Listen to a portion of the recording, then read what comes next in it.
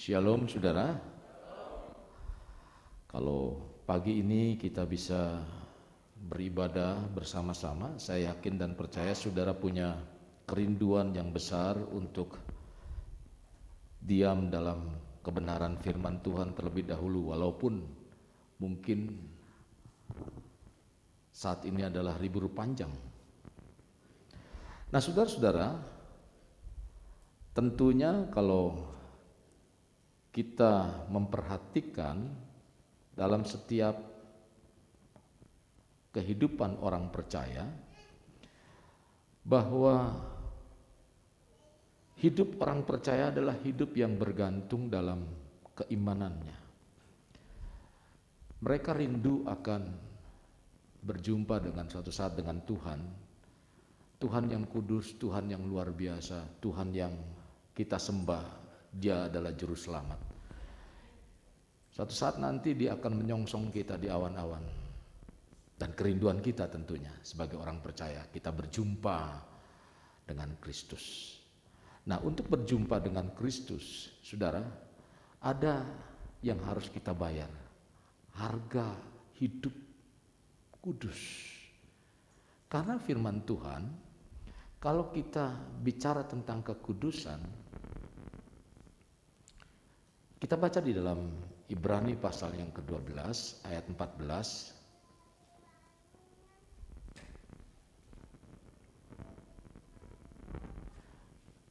Sudah, saudara?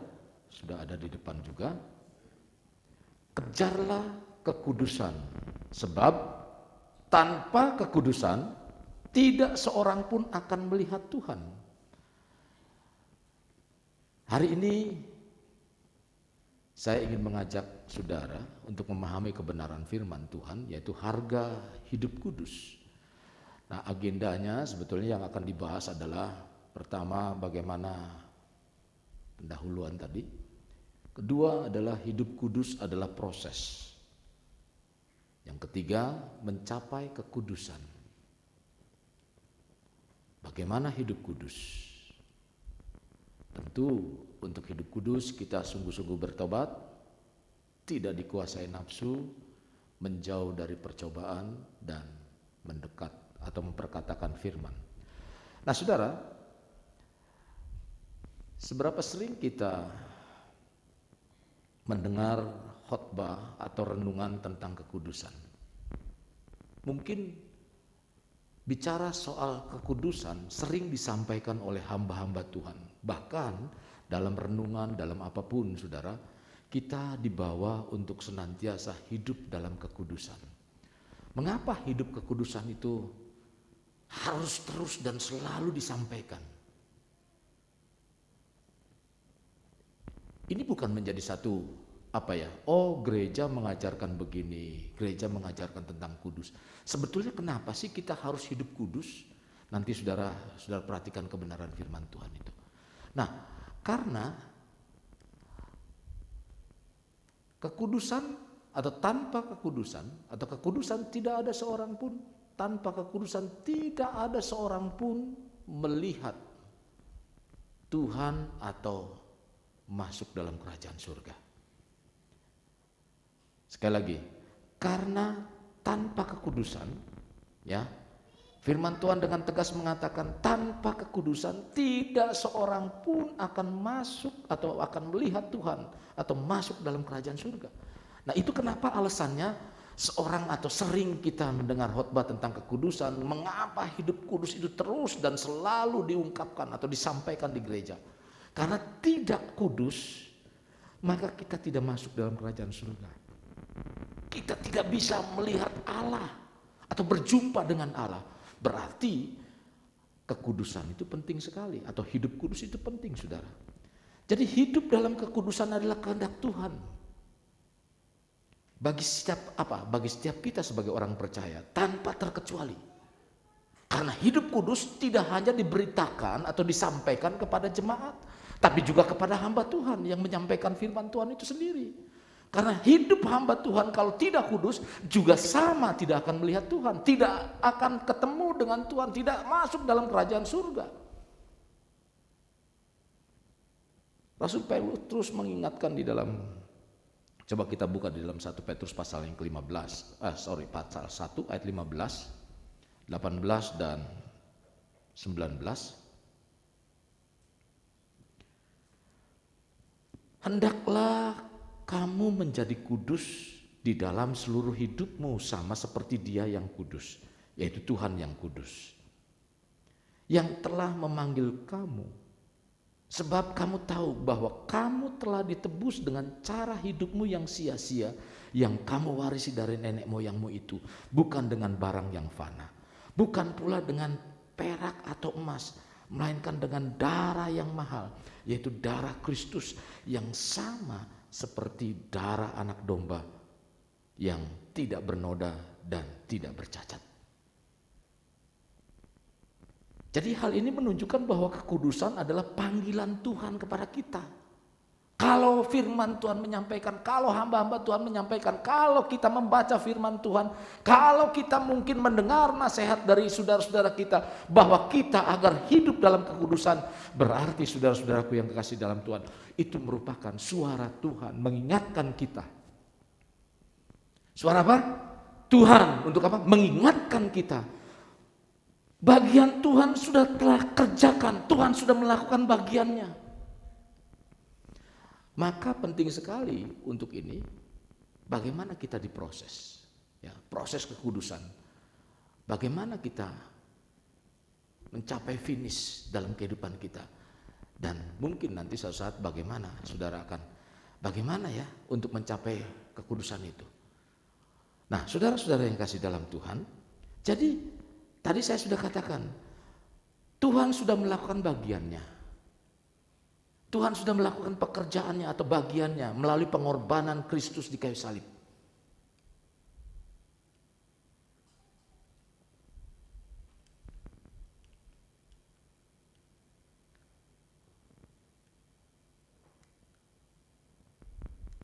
Oke, ini miss semuanya.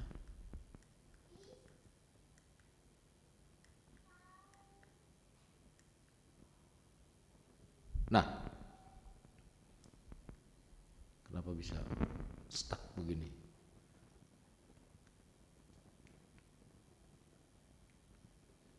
Oke.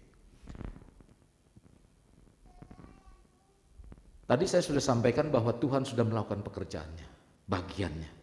Kalau Tuhan sudah melakukan bagiannya, mati di kayu salib, memberi penolong yang menyertai serta tinggal dalam kehidupan kita, yaitu Roh Kudus.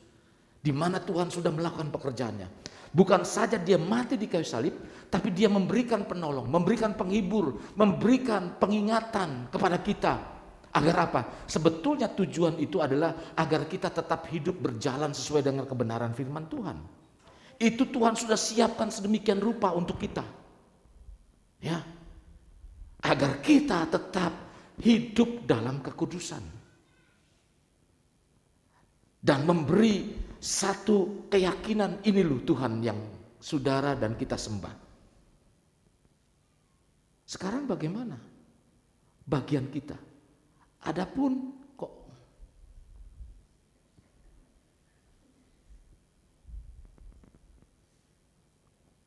dalam pernikahan kudus jadinya saudara.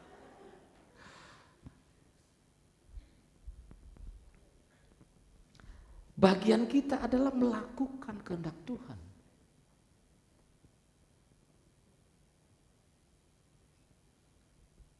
Secanggih-canggihnya teknologi, pasti ada satu kekeliruan, kekurangan. Tapi Tuhan yang saudara sembah tidak pernah keliru. Pasti mengamenkan kalau saudara keliru. Ada berkat, waduh, berkatnya keliru. Datang ke saudara, bukan ke orang lain. Wah, yang semestinya orang lain terima, saudara terima. Puji Tuhan katanya. Tapi itu juga jangan dibilang keliru, saudara. Tuhan tidak pernah salah. Nah, sekarang bagian kita itu bagaimana? Bagian kita adalah melakukan kehendak Tuhan dengan berhenti berbuat dosa.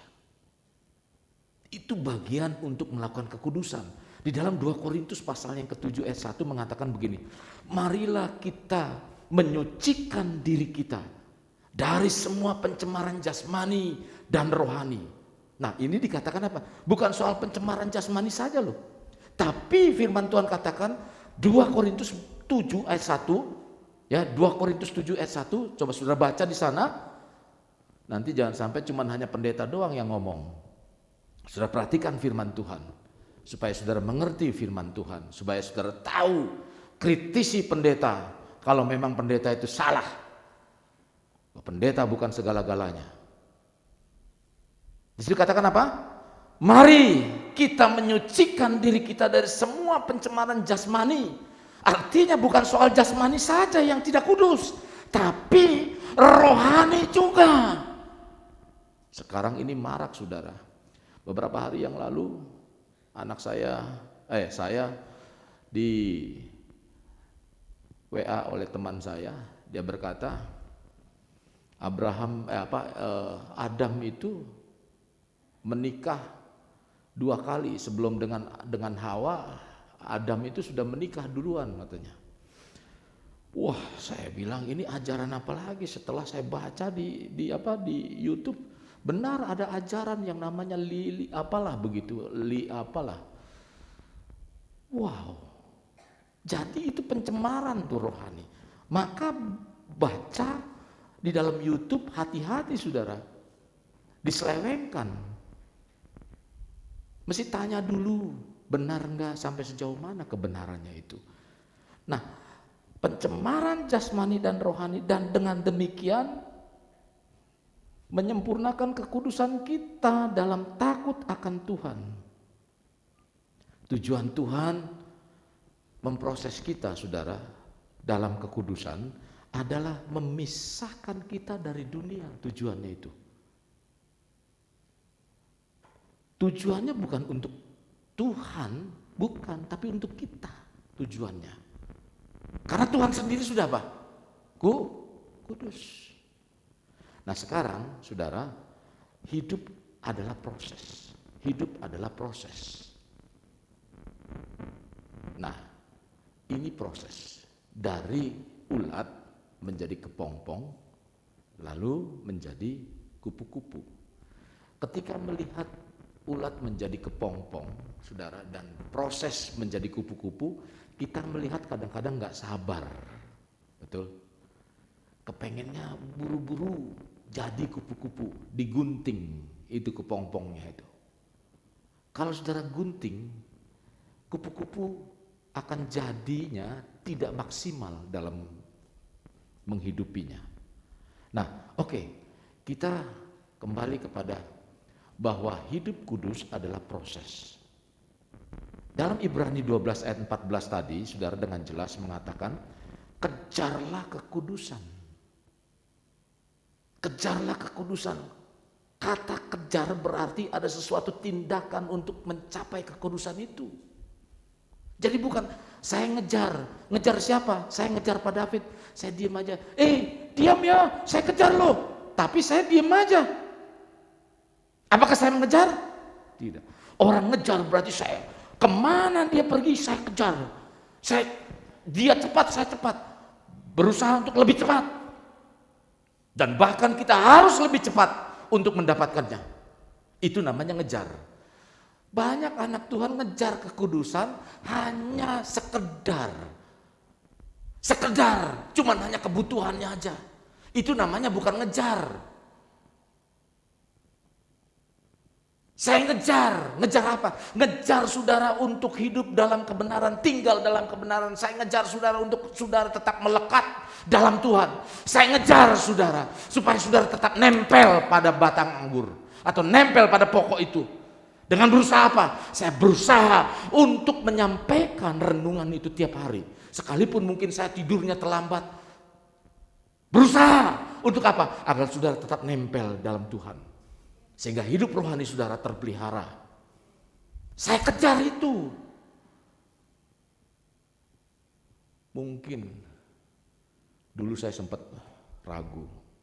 Apakah saya mampu menulis tulisan itu atau renungan tiap hari. Ragu. Tapi saya telah tulis waktu itu 2 tahun yang lalu. Saya tulis tanpa berhenti. pernah sekali saya berhenti. Ketika saya mendengar dan bahkan saya tanya, aduh jarang dibaca. Waktu itu masih tulisan saudara, jarang dibaca. Saya mulai down. Sebetulnya yang saya rindukan adalah hidup anak-anak Tuhan melekat dalam hadirat Tuhan. Agar hidupnya ketika menghadapi kesusahan, dia enggak sulit untuk mencari sumbernya. Sehingga dia menerima aliran-aliran yang membereskan kesusahan itu.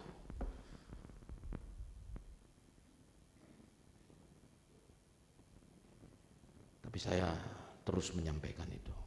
Nah, untuk memahami arti kekudusan secara jelas, kita coba menggali dalam perjanjian lama dan perjanjian baru. Kata kudus dalam perjanjian lama Ibrani itu dipakai kata kodas. Memiliki arti terpisah, terpotong, atau tidak tercampur dengan yang lain. Dapat diartikan suci, murni, tidak bercela. Itu kata kudus. Saya juga udah tahu itu.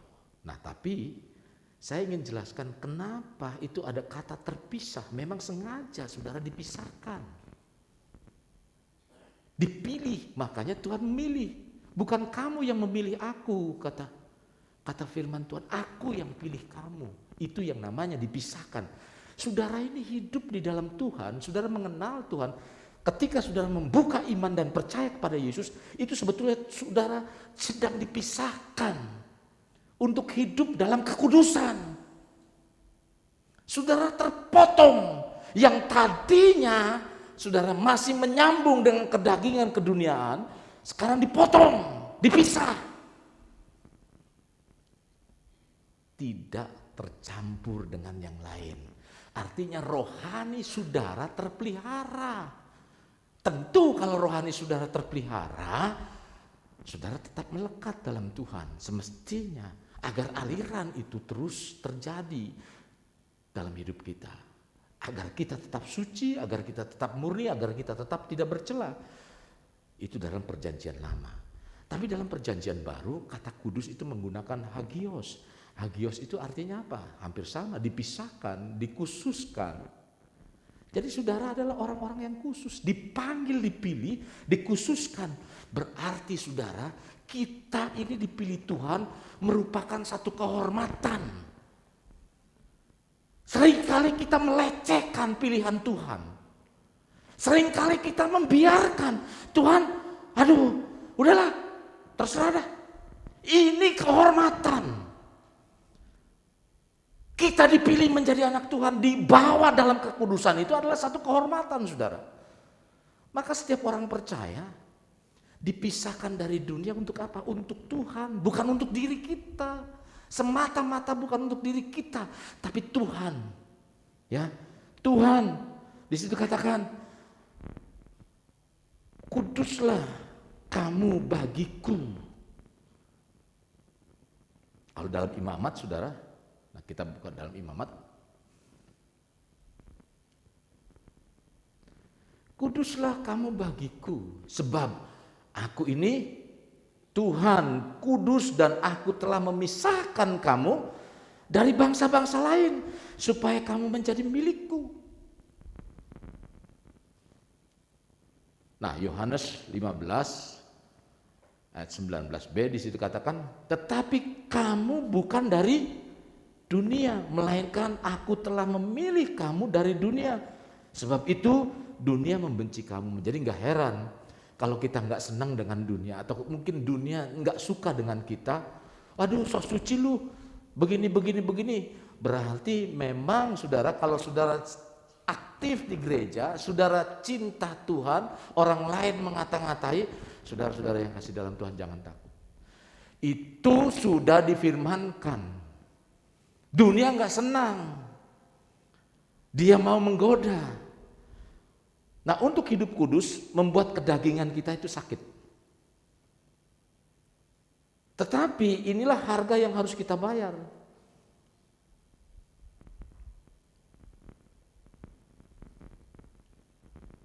Ya, harga yang harus kita bayar. Dalam proses ini, saudara, dalam proses melakukan bagian, yaitu melakukan kehendak Bapa Surgawi, untuk menggenapi hukum Taurat dengan mati di kayu salib, sekarang kita harus melakukan bagian kita. Tadi saya sudah singgung, siap diproses dengan mempersembahkan seluruh kehidupan kita. Ingat Yesus mengatakan di dalam tadi ya, di dalam Yohanes 15 ayat 19b itu, sebelumnya saudara ada 19a, mengatakan apa 19a itu? Bahwa kita itu bukan dari dunia. Coba baca dengan keras Yohanes 15 ayat 19 komplit. Apa? Sudah ketemu?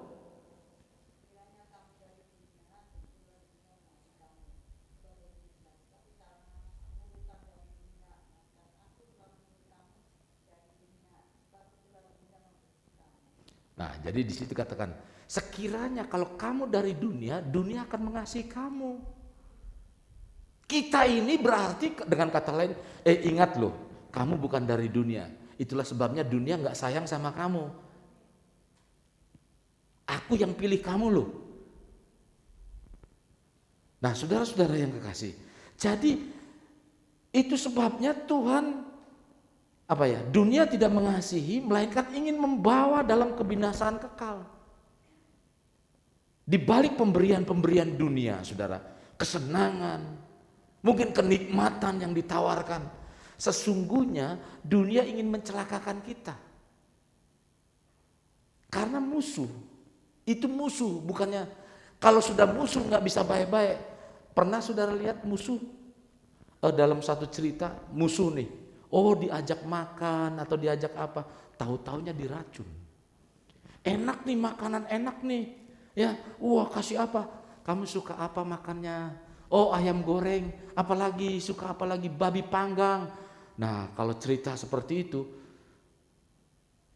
sangat suka. Babinya diapain? Dibumbu kecap atau mungkin masak kecap yang masih ada lapis-lapisnya itu, seperti itu.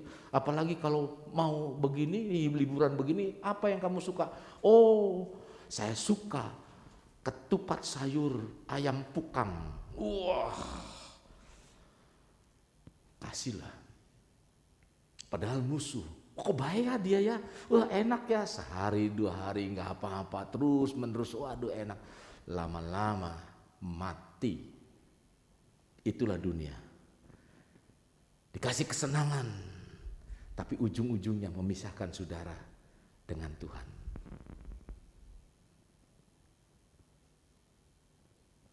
Coba saudara perhatikan ayat tadi 19 itu tadi mengatakan, ya, dunia kalau mengasihi, ya kalau memang kamu tuh nggak berasal dari dunia. Mari kita bawa hidup kita untuk diproses dalam kekudusan. Karena proses untuk hidup kudus bukanlah hidup kita dibawa dalam penderitaan. Bukan.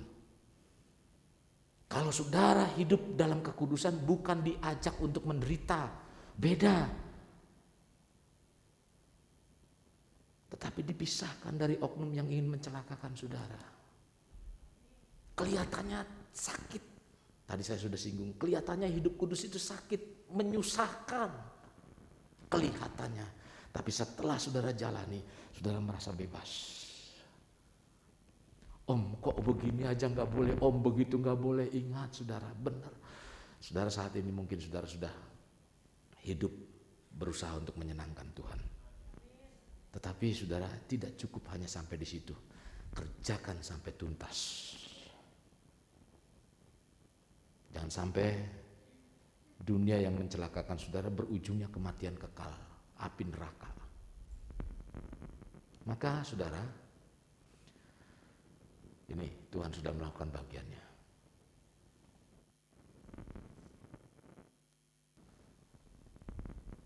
Kita harus melakukan bagian kita, yaitu siap untuk diproses dengan mempersembahkan seluruh kehidupan kita.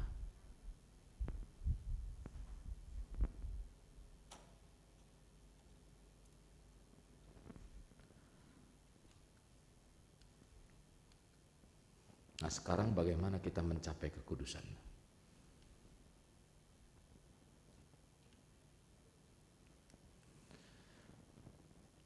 Sebagai manusia sering menyadari bahwa hidup yang dijalani itu adalah hidup yang tidak kebal dengan dosa.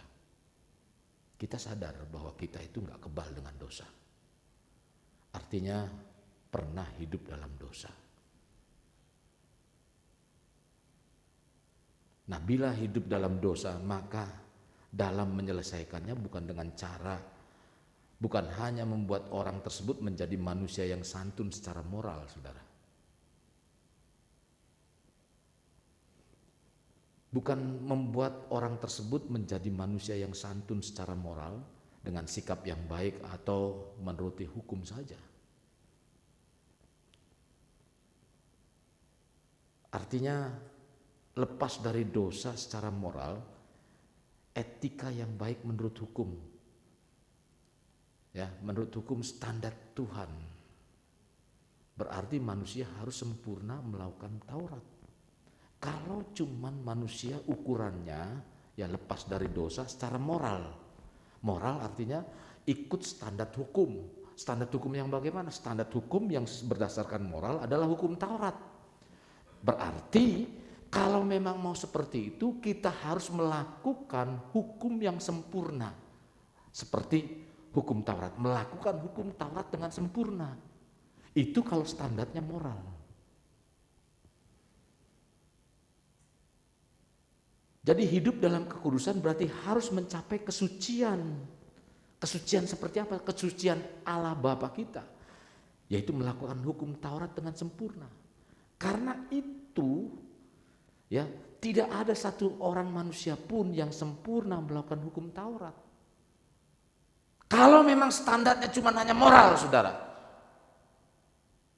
Karena standar moral adalah hukumnya apa? Hukum Taurat. Jadi kalau kita melakukan hukum Taurat sebagai standar moral kesucian Tuhan, karena kesucian Tuhan standarnya adalah hukum Taurat. Tapi tidak ada seorang manusia yang sanggup melakukan hukum Taurat dengan sempurna. Maka Bapa menjelma menjadi manusia yang diberi nama Yesus. Jadi bila penyelesaian dosa untuk manusia dapat diselesaikan hanya moral saja, manusia nggak perlu lagi percaya Yesus, cuman hanya ikut taat pada hukum Taurat saja.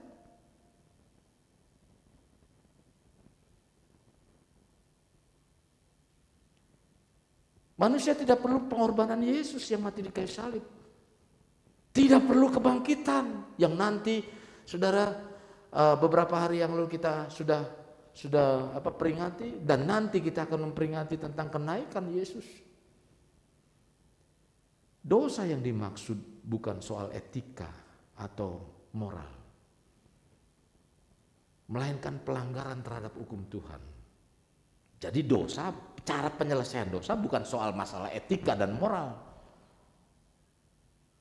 tapi dosa adalah pelanggaran akan hukum Tuhan.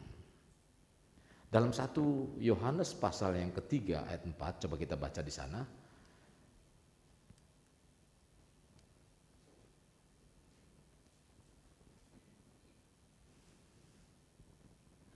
Satu Yohanes 3 ayat 4. Setiap orang yang berbuat dosa, melanggar juga hukum Allah, sebab dosa adalah. Jadi seorang harus memiliki moral yang baik, barulah dapat mencapai standar kesucian Allah seperti yang dilakukan Yesus. Karena apa? Karena hendak sempurna untuk melakukan hukum Taurat itu.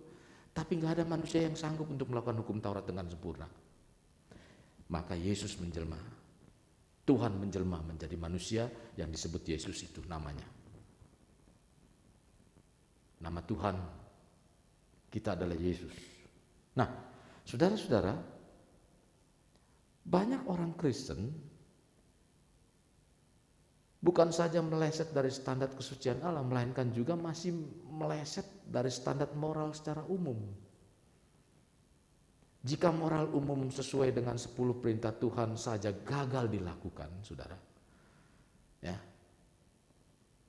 lalu bagaimana dapat mencapai standar kesucian Allah?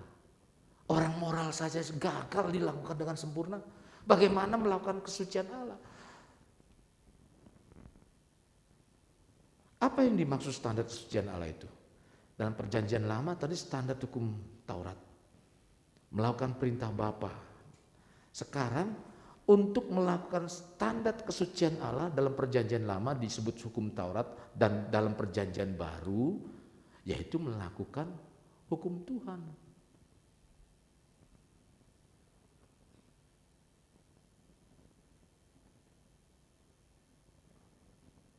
Dalam perjanjian baru di sini dikatakan melakukan perintah Bapa dalam Kristus Yesus. Itu standarnya. Kalau dulu standar untuk melakukan kesucian Tuhan itu hukum Taurat. Ketika Yesus datang, karena nggak ada manusia yang sanggup untuk melakukan hukum Taurat. Ketika Yesus atau Tuhan menjelma, Allah Bapa menjelma menjadi Yesus, Dia menggenapi hukum Taurat. Jadi sekarang untuk melakukan standar kesucian Tuhan itu apa? Melakukan perintah Yesus, perintah Bapa dalam Yesus Kristus. Maka di dalam firman Tuhan, jikalau kamu mengasihi aku, lakukanlah perintahku.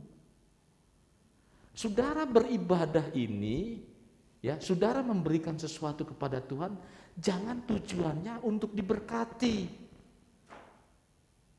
Memberi sesuatu kepada Tuhan supaya saudara diberkati itu salah. Karena saudara itu merupakan apa? Bukan mencari sumbernya. Tujuan kita beribadah itu karena kita mengasihi Tuhan. Bukan saudara ingin diberkati. Kita mengasihi Tuhan. Memberi karena kita mengasihi Tuhan.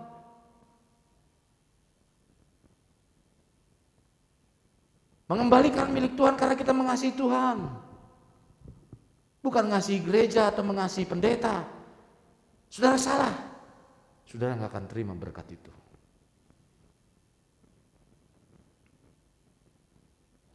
Demikian juga dalam melayani Tuhan. Para hamba Tuhan.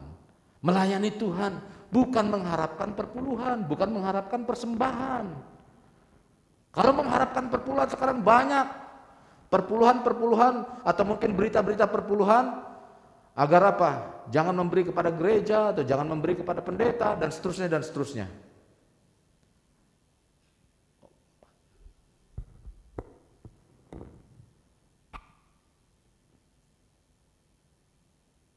Jadi para hamba Tuhan melayani Tuhan bukan karena perpuluhan. Karena urusannya masing-masing. Kalau saudara mengharapkan perpuluhan berarti saudara tidak melayani Tuhan. Kalau saudara mengharapkan persembahan berarti saudara tidak mengharapkan Tuhan. Tidak bergantung pada Tuhan.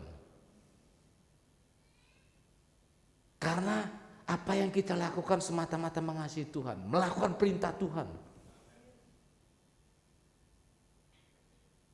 Urusan memberi, urusan apapun. Kalau pendeta cuma hanya menyampaikan. Urusannya masing-masing. Jadi saudara-saudara yang kasih dalam Tuhan, kita sebagai pengikut Kristus harus menghasilkan buah.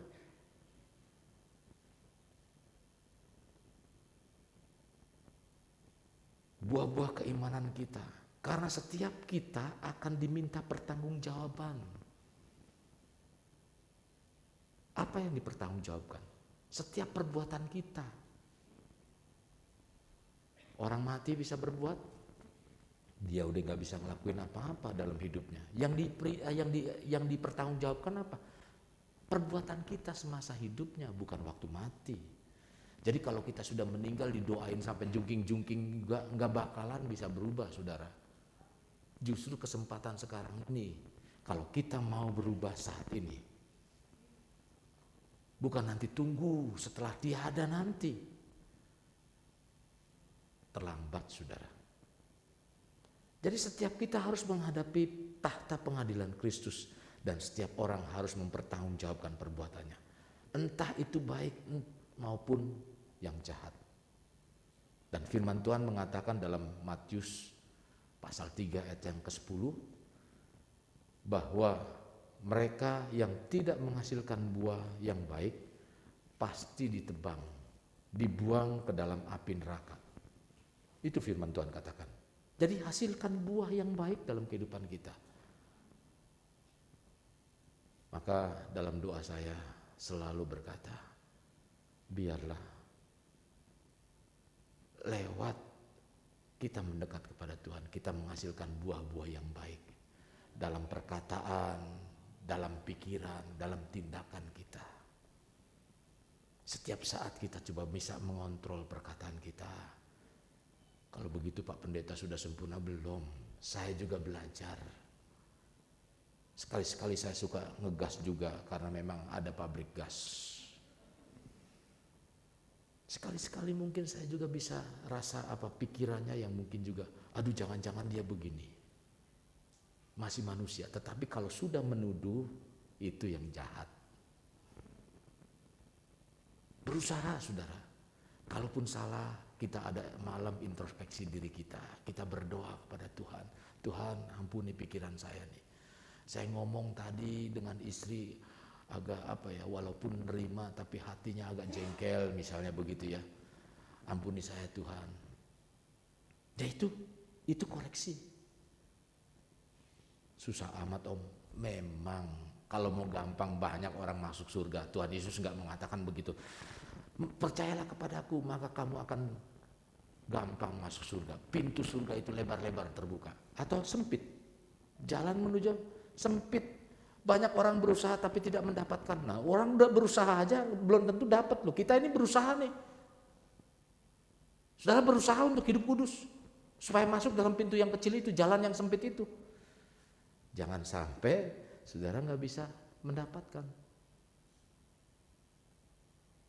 Karena orang lagi berbondong-bondong mau ke sana. Berapa lama antriannya? Sekarang nih lagi berbondong-bondong mau pulang kampung.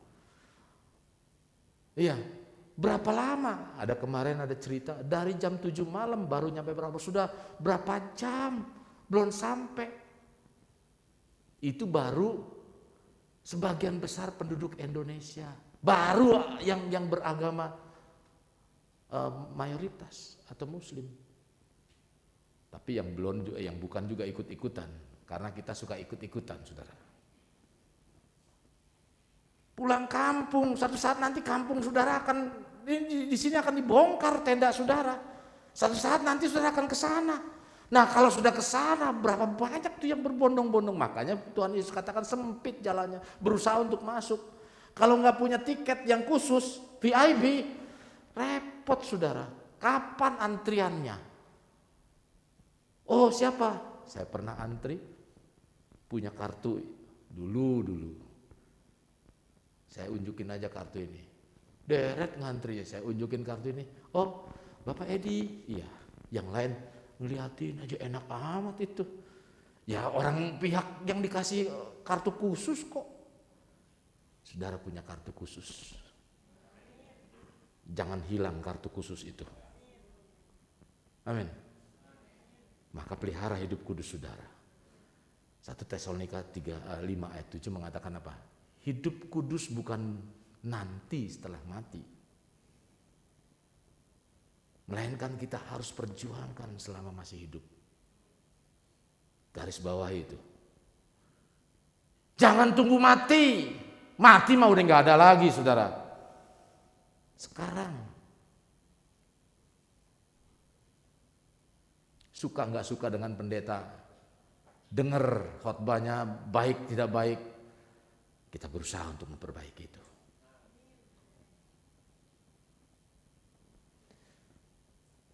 Bahwa mereka tidak menghasilkan buah yang baik sudah pasti dipotong. Mencapai kekudusan hidup memang ada harga yang harus kita bayar. Kita harus mengeluarkan buah-buah kebenaran dalam kehidupan kita. Dalam nalar, dalam pikiran kita, perkataan dan perbuatan kita. Kita yang mengaku diri sebagai pengikut Kristus, saudara. Yang percaya dan mengaku bahwa Yesus adalah Tuhan dan Juru Selamat kita. Harus berani bayar harga. Harus berani bayar harga hidup kudus dengan memiliki apa? Moral yang baik. Bahkan lebih baik dari orang-orang lain, saudara. Lebih baik dari orang-orang beragama lain. Itu kita harus punya prinsip. Kita harus lebih baik. Sehingga akhirnya kita bisa lebih baik dari semua tokoh-tokoh agama manapun. Apa? Harus apa? Setuju? Yang setuju katakan amin. Itu tujuan goal saya, menjadi berkat dimanapun. Kita harus lebih baik. Bukan baik tampil di permukaan, saudara, bukan. Tapi luar dan dalam. Luar dalam. Jadi Yesus berkata dalam Matius 5 ayatnya yang ke-20. Ini ada alasannya, saudara, saya kenapa mengatakan itu. Matius 5 ayat 20 apa? Coba. Baca sama-sama. 2, 3. Apa? Terus?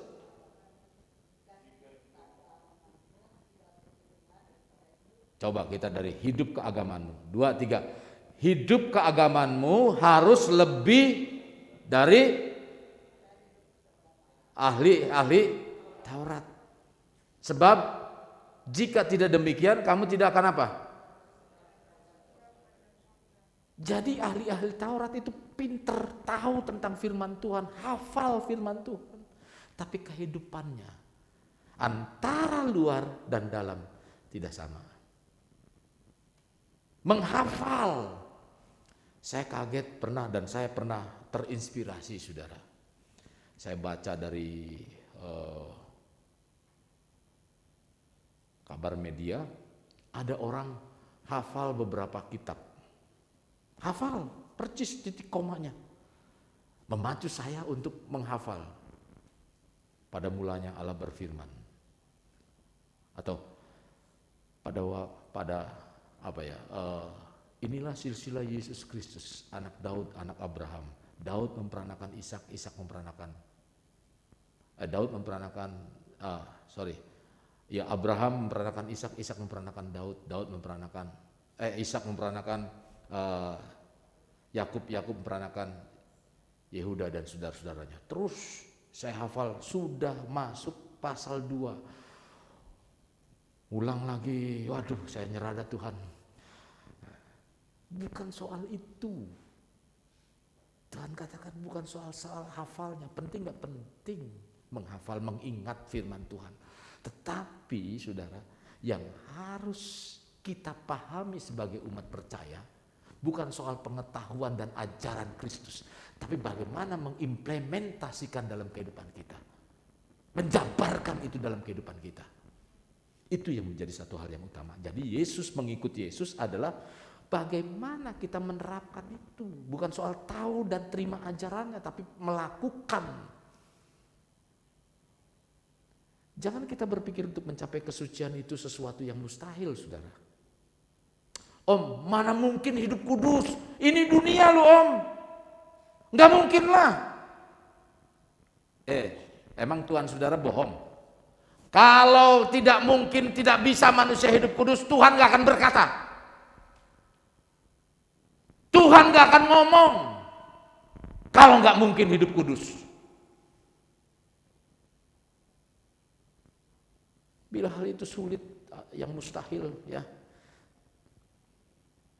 tidak akan Tuhan berfirman agar kita hidup kudus seperti Dia yang kudus. Gak mungkin. Firman Tuhan untuk hidup kudus bukan berarti setelah kita mati, tadi saya sudah katakan. Justru kekudusan harus kita perjuangkan dan kita capai selama kita masih hidup di bumi ini. Allah memilih dan memanggil kita agar kita hidup tidak bercacat, agar kita hidup tidak bercela. 1 Tesalonika 5 ayat 7 itu mengatakan Allah memanggil kita bukan untuk melakukan apa yang cemar, melainkan apa yang kudus. Nah ini saudara, ayat 8. Coba kita baca di dalam ayat 8.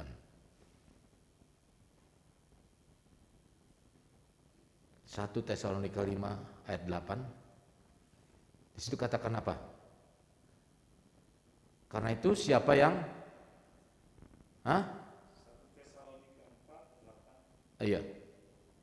5. 4. Iya. Oh iya, sorry.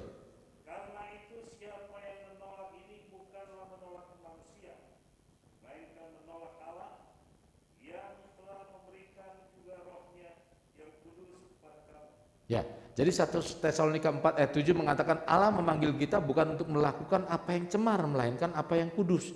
Nah ayat 8 mengatakan begini, karena itu siapa yang menolak ini, menolak apa? Menolak untuk hidup kudus, saudara. Untuk hidup tidak cemar. Menolak artinya, udahlah saya biasa-biasa aja dah. Ya, dalam arti bebasnya itu, ngapain saya begini-begini, toh nanti juga saya orang masih percaya Tuhan kok, ngapain saya susah-susah, kan untuk hidup di dunia ini kan mesti harus begini, nikmatilah dunia, supaya apa? Supaya kita bisa hidup, punya teman yang banyak, bisa nongki-nongki. Apa nongki-nongki ya? Kok bisa? Nah itu, kan namanya juga bergaul. Kalau nolak untuk itu, firman Tuhan dengan jelas mengatakan apa? Karena itu siapa menolak ini bukan menolak manusia. Jadi kalau gereja, pendeta mengajarkan begitu, jadi setuju aja bukan menolak manusia. Tapi itu menolak Allah yang memberikan juga rohnya yang kudus kepada kamu. Nah dalam ayat ini saudara, jelas ditunjukkan bahwa setiap orang percaya harus tidak bercacat dan tidak bercela. Kesucian adalah nilai tertinggi dalam kekudusan kehidupan yang dikehendaki Tuhan. Agar kita mencapainya. Dan ini adalah tujuan akhir dari pengiringan kita. Tujuan akhirnya adalah apa? Kesucian, kekudusan. Tujuan akhir hidup orang percaya. Jadi kalau saudara tidak punya tujuan di dalam mengiring Tuhan, berarti saudara kemana aja perginya. Diajak kemana ikut, hidup itu harus punya tujuan. Nah demikian juga di dalam pengiringan kita kepada Tuhan. Bukan hanya sekedar gereja.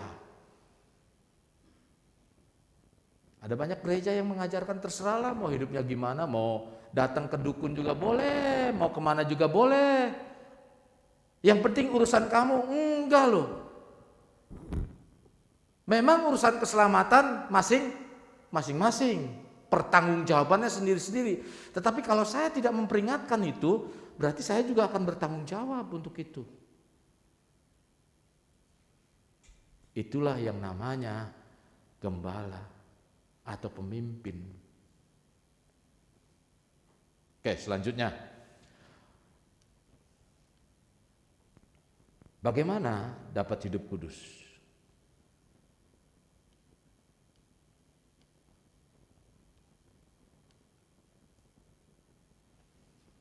Dia garuk-garuk kepala udah, bagaimana nih?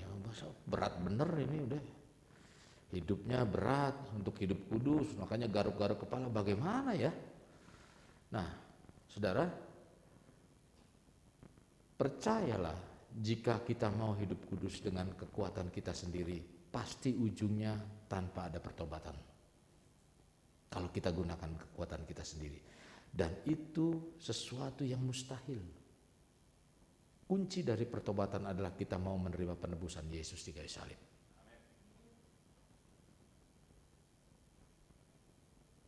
Saat itulah kita dilahirkan baru. Nah ketika kita menerima Yesus Kristus, izinkan Tuhan memperbarui kehidupan saudara. Izinkan Tuhan terus membawa kehidupan kita untuk lebih lagi dalam Tuhan.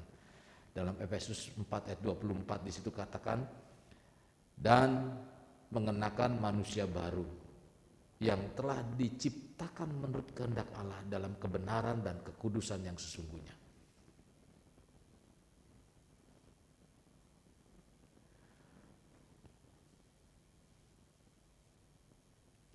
Kita hidup dalam kekudusan, saudara, adalah buah pertobatan. Jadi hidup kita yang kudus adalah satu keputusan. Jadi kalau saudara mau hidup kudus adalah keputusan datang kepada Tuhan. Kita hidup kudus bukan untuk dicintai oleh Tuhan, melainkan tindakan atau ekspresi kita kepada Tuhan. Kasih kita kepada Tuhan. Nah, Roma 12 ayatnya yang ke-2, janganlah kamu menjadi serupa dengan dunia ini, tetapi berubahlah oleh pembaruan budimu, sehingga kamu dapat membedakan mana kehendak Allah, apa yang baik, yang berkenan kepada Allah dan yang sempurna. Nah jadi kalau kita mau hidup kudus dalam kekudusan, kita harus memisahkan hidup untuk Tuhan.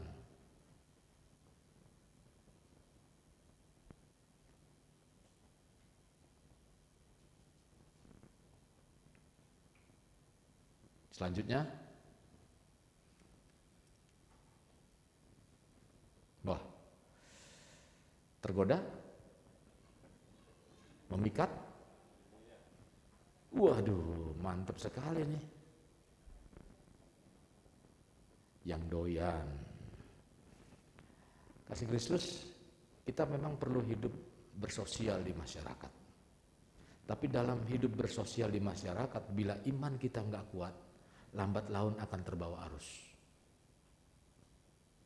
Dari apa? Dari pergaulan itu.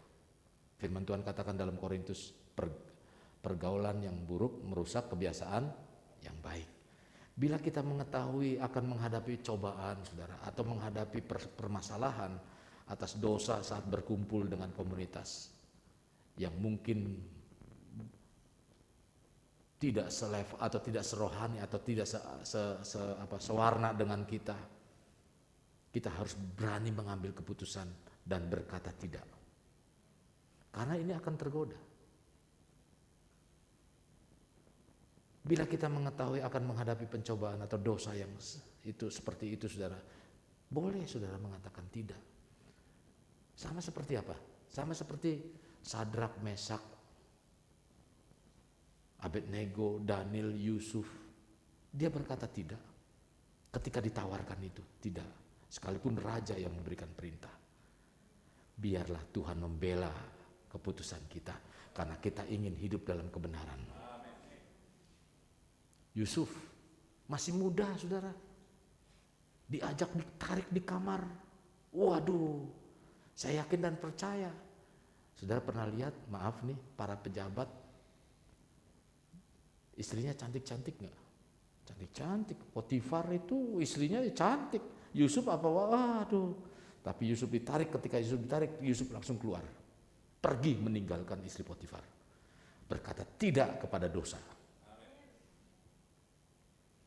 Saudara-saudara, dalam 2 Korintus 7 ayat 1 mengatakan, saudara-saudaraku yang kekasih, karena kita sekarang memiliki janji-janji itu, marilah kita menyucikan diri kita dari semua pencemaran jasmani. Tadi sudah dibacakan. Dengan demikian, kita akan menyempurnakan kekudusan kita dalam takut akan Tuhan.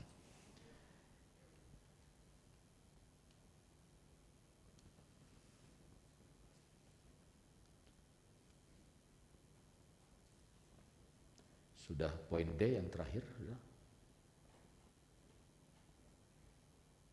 memperkatakan firman. Ini baru terbelenggu. Nah, saudara tuh lihat, susah ya bila kita mengetahui akan menghadapi cobaan. Ini yang terakhir,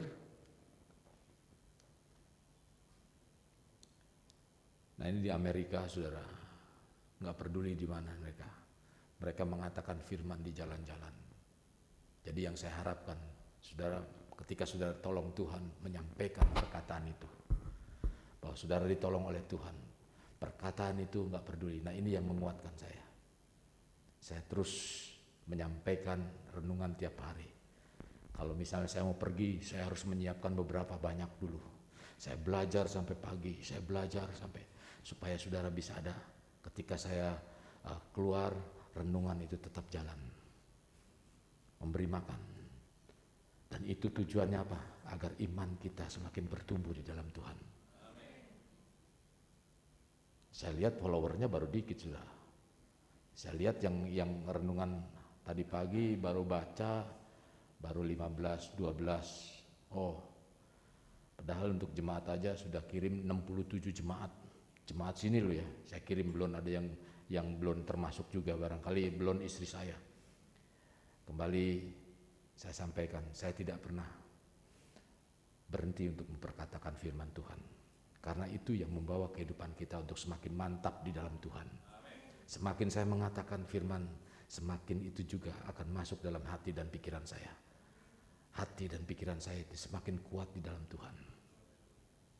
Nah, saudara-saudara yang kasih dalam Tuhan, mari. Kunci sudah di tangan saudara. Untuk hidup dalam kekudusan sudah di tangan kita.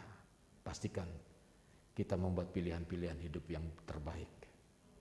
Sebab keputusan kita saat ini menentukan langkah kita ke depan, menentukan langkah kita selanjutnya, bahkan langkah yang kita jalani sampai kepada kekekalan. Saya undang saudara siapkan hati.